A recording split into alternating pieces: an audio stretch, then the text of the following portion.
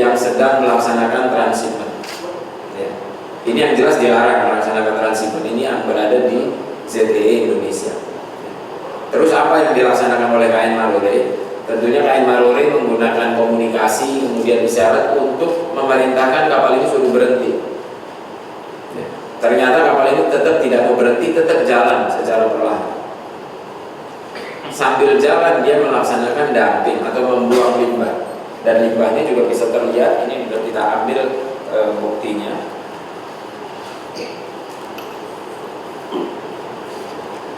Ini bisa dilihat ya teman-teman wartawan. Ini sudah kita foto pakai drone kita. Ya. Nah ini salah satu bentuk pelanggaran yang kedua. Selain dia juga tidak patuh terhadap perintah yang dilaksanakan oleh aparat, yaitu untuk berhenti. Dia tetap jalan terus. Ya.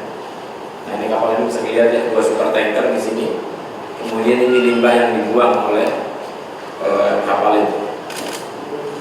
Berikutnya, karena tidak mau berhenti, kita tetap melaksanakan sesuai aturan. Ya, jadi kita ada tahap-tahap prosedur aturan untuk menghentikan kapal ini. Mulai dari komunikasi, ya, kemudian agak keras bicaranya, kemudian ngasih tembakan peringatan, ini perlu kita laksanakan.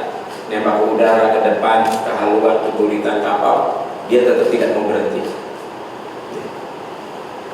Waktu itu memang tidak saya izinkan untuk menembak kapalnya. Sebetulnya aturannya kalau ada tahap-tahapnya yang terakhir boleh nembak, tapi karena ini bawa bahan bakar, ini kalau ditembak, wah bisa dampaknya luar biasa, bisa meledak kapal itu. Nah, sehingga tetap kita bayang-bayangi, kita ikuti terus. Tapi memang kapal ini karena nakal, ya. Jadi kapal ini akhirnya terus berjalan dan sampai masuk ke ZEE-nya Malaysia. Ya, yang tadinya melaksanakan dumping, membuang limbah, kemudian tertangkap tangannya di ZTE Indonesia, ini sampai masuk ke ZTE Malaysia. Ternyata kapal ini harusnya ada di Laut Merah, tapi faktualnya, kenyataannya ada di ZTE Indonesia. Nah, jadi jelas kapal ini sudah ada niat untuk berbuat tidak baik. Bahkan kapal satunya yang kita periksa, ya, bukan datanya yang kita dapat, ini kapal itu sudah di-scrap, sudah dihapus tahun 2018. Jadi 2 kapal ini, satu berbendera Iran, satu berbendera Kamerun. Anak buah kapalnya ada yang dari Mesir, dari Syria, kemudian ada yang dari Ukraina kalau tidak salah. Tapi ini semua masih, tapi itu yang lari. Jadi satu kapal ini tidak bisa kita tangkap karena pada saat proses dari jam 7:30 sampai jam 3 sore, ini pada saat masuk ke ZEE-nya Malaysia, kapal ini lepas. Ini ada gambarnya.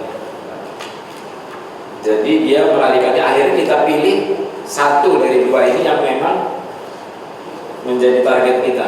Ya.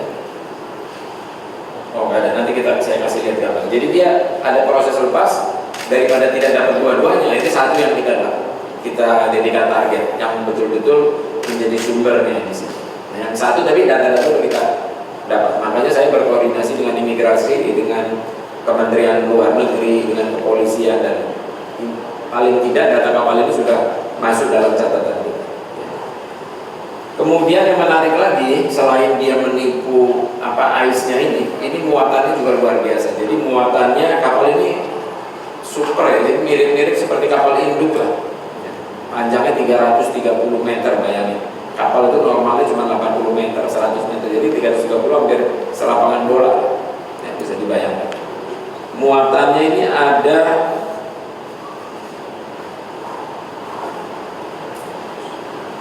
272.000 metrik ton, ya, atau 3,2 juta barrel.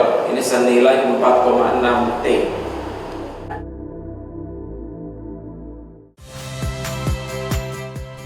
Saya Muhammad Syahreza. Saksikan program-program Kompas TV melalui siaran digital, pay TV, dan media streaming lainnya. Kompas TV, independen, terpercaya.